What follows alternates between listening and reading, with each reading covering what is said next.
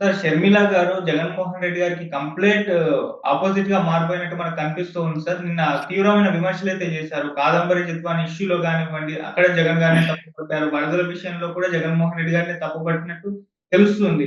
ఎందుకు ఈ విధంగా కంప్లీట్‌గా దాడి చేసేస్తున్నారు? అంటే కూటమి వైపు నుంచి ఎటువంటి లోపాలు ఎత్తి చూపట్లేదు. కేవలం జగన్మోహన్ రెడ్డి గారి పైన షర్మిల గారు ఫోకస్ చేయడం మనం చూస్తున్నాం. మరి దీన్ని ఏ విధంగా చూస్తారు? ఇంకేం మాట్లాడింది సార్ షర్మిల గారు? ఆమె ఎలక్షన్ ముందు నుంచి కూడా కూటమి వైపు నుంచి జగన్‌ని విమర్శిస్తున్నట్టే ఉంది. ఎందుకంటే మనం చాలా సార్లు చెప్పుకున్నాం గూడా తెలుగుదేశం మీడియా ఆమెకెంత ఇంపార్టెన్స్ ఇచ్చింది. దాన్ని బట్టే ఆమె రోల్ తెలుస్తుంది. ఒకప్పుడు పవన్ కళ్యాణ్ ఇలాగే ఉండేవాడు. ఆయన ప్రతిపక్షంలో ఉండి ప్రతిపక్షాన్నే విమర్శించేవాడు. తను ఒక ప్రతిపక్షంగా ఉంటూ ఇంకొక ప్రతిపక్షాన్ని జగన్‌ని విమర్శించడమే పవన్ పనిగా పెట్టుకున్నాడు అప్పట్లో. అది మన అందరికి తెలుసు. అలాగే ఇప్పుడు షర్మిల గూడా పవన్ ప్లేస్‌ని షర్మిల ఆక్యుపై చేసినట్టు తెలుస్తుంది. అయితే షర్మిల ఇండిపెండెంట్ కాదు. ఆమెకు కాంగ్రెస్ పార్టీకి, జాతీయ పార్టీకి పీసీసీ అధ్యక్షురాలు.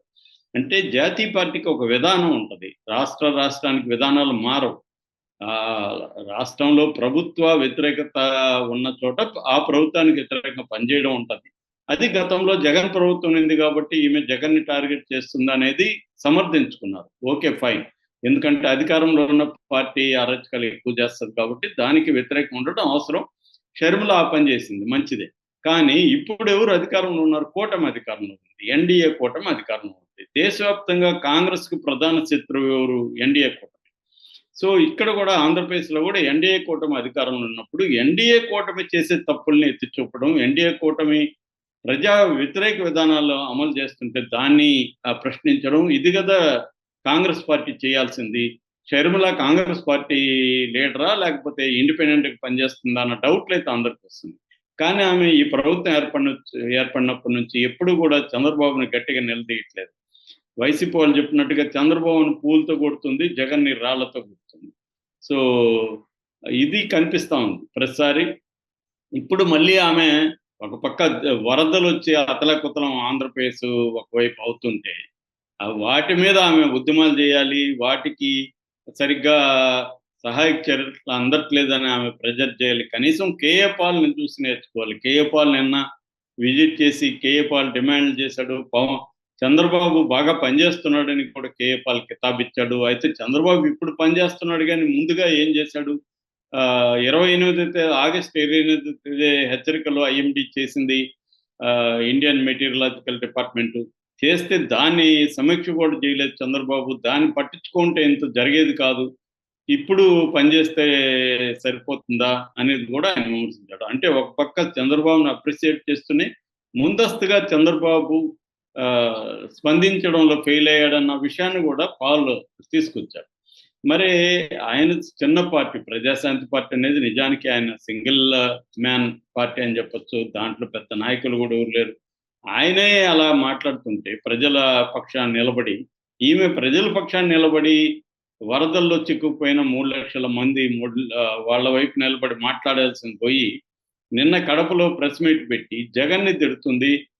ఇప్పుడు కొత్తగా అసలు అందరూ మర్చిపోయారు. ఈవెన్ తెలుగుదేశం మీడియా కూడా ఈ కాదంబరి జత్వాని ఇష్యూ అనేది పక్కన పెట్టేసింది. ఎందుకంటే ఇప్పుడు అత్యవసర పరిస్థితి అక్కడ ప్రజలు లక్షలాది ప్రజలు ఇబ్బంది పడుతుంటే కాదంబరి ఇష్యూనా ఇప్పుడు ఎమర్జెన్సీ నాదేమన్నా అది ఎప్పుడో అయిపోయింది. కోర్టులలోనే ఉంది కేసు. దాన్నిప్పుడు ఎంక్వైరీలు చేసి మాత్రం ఎవరేం చేస్తారు? కోర్టుల్లో ఉంది. పోలీసులు ఆమెను తీసుకొచ్చి కోర్టులో ప్రవేశపెడితే కోర్టు శిక్ష వేసింది ఆమెకి.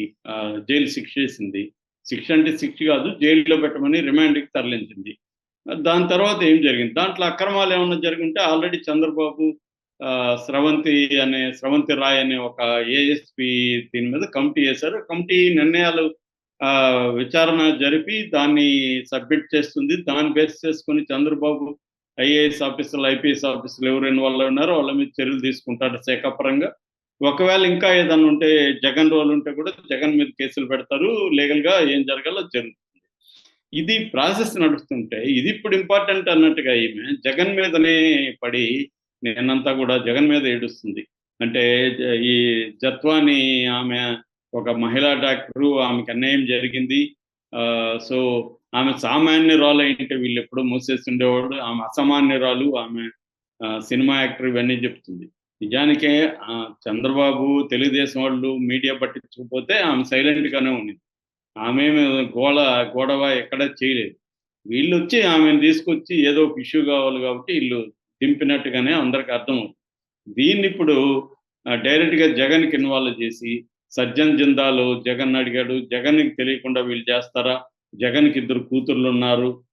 ఇలాగ మాట్లాడడం మొదలుపెట్టింది. అసలు విచిత్రంగా ఉంది. కాంటెక్స్ట్ కాదు ఇవాళ జగన్ జత్వాని అనే ఇష్యూనే ఇవాళ రంగంలో లేదు. మీడియా పట్టించుకోవట్లేదు. పొలిటికల్‌గా తెలుగుదేశం వాళ్ళు కూడా దాన్ని పట్టించుకోవట్లేదు. దీని గురించి ఇలా మాట్లాడుతుంది. ఇది ఎంతసేపు ఆమెకి తన పర్సనల్ అజెండానే ఇంపార్టెంట్. తనకి జగన్‌కి పడదు. జగన్ వల్ల తనకి కోపముంది. తనకేదో నష్టం జరిగిందని ఆమె భావిస్తుంది. ఇటు ఆస్తుల పరంగా, ఇటు రాజకీయంగా యాస్పిరేషన్స్ పరంగా జగన్ నాకు నష్టం చేశాడని భావిస్తుంది. అంతవరకు ఓకే ఫైన్. కానీ ప్రజల పక్షాన నిలబడే ఒక రాజకీయ పార్టీకి, నేషనల్ రాజకీయ పార్టీకి పీసీసీ ప్రెసిడెంట్‌గా నువ్వు ప్రజల వైపు నిలబడి మాట్లాడాల్సింది పోయి, ఆమె జగన్‌ని వ్యతిరేకించడమే ఆమెకి ఏకైక అజెండాగా నిలిచిపోయింది. అందుకనే కాంగ్రెస్ పార్టీ కూడా అధిష్టానం ఈమె పట్ల కొంత కోపం ఉందని చెప్తున్నారు. అందుకే ఈమె కమిటీ ఇప్పుడు అక్కడ వివిధ కమిటీలకు సంబంధించి ఈమె పెడితే గూడా వాళ్ళు ఇప్పటివరకు ఏమి రిప్లై లేదు. నిర్ణయాలు తీసుకోవట్లేదు. ఎందుకంటే ఈమె ఒంటెత్తుగా ఉంది.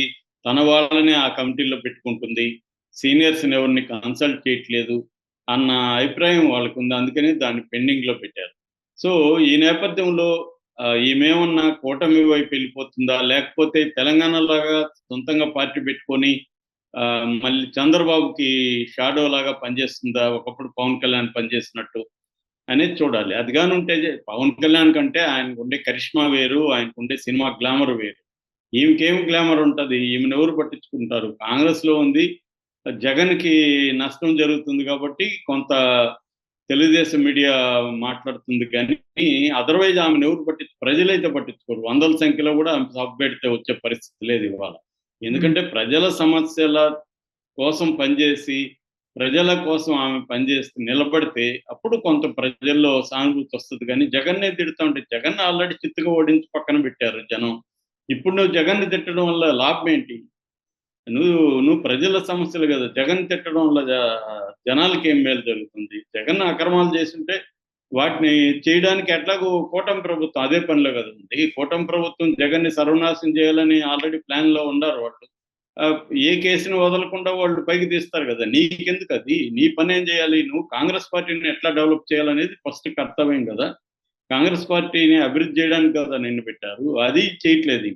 సో, ఇది మేజర్ ప్రాబ్లమ్. రెండవది గుడ్లవల్లేరు ఇష్యూ కూడా ఈమె ఆల్రెడీ గుడ్లవల్లేరు దీని మీద ముగ్గురు ఐజీలతో కూడిన ఒక కమిటీ ఏసాడు చంద్రబాబు. ఆయన ప్రాపర్‌గా దాన్ని డీల్ చేస్తున్నాడు.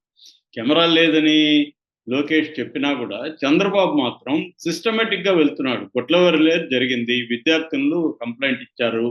సో, ప్రిన్సిపల్ అక్కడ కొంతమందిని సస్పెండ్ చేశారు. ఆ కాలేజీకి సంబంధించి నిజంగా కెమెరాలు ఉన్నాయో లేవో అనేది సిస్టమాటిక్‌గా పూణే నుంచి సీడాక్ వచ్చాడు. కంప్యూటర్‌కి సంబంధించిన సెడ్ అనే ఇంకొక సంస్థ వచ్చింది. ముగ్గురు ఐజీల బృందం అక్కడ పనిచేస్తుంది. తరోగా చెక్ చేస్తున్నారు. విచారణ జరుపుతున్నారు. ఈరోజు కూడా 'ఆంధ్రజ్యోతి' ఒక పెద్ద కథనం రాసింది. ఇవన్నీ చేస్తుంటే ఈమె అక్కడ పోయి విచారణ చేసినట్టు ఈమె దాన్ని కూడా క్లీన్ చిట్ ఇస్తా ఉంది. అక్కడేం కెమెరాలు లేవంట. ఈమె చూసిందా? కెమెరాలు లేవా? ఉన్నాయనేది ఆ కమిటీ ఇంకా చెప్పలేదు. రిపోర్ట్ ఇవ్వలేదు.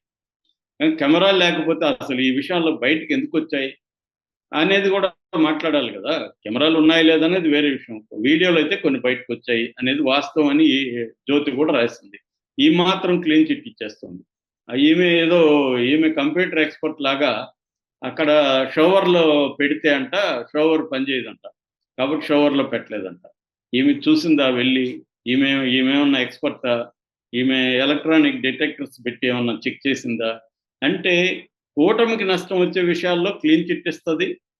జగన్‌కి నష్టం వచ్చే విషయాలు మాత్రం హైలైట్ చేస్తుంది. ఇది కనబడుతుంది. జత్వానీది మాత్రం హైలైట్ చేస్తుంది. జత్వానీది కూడా ఇంకా ఏం తేలలేదు గదా! అప్పుడే ఈమెకెందుకు దాని మీద?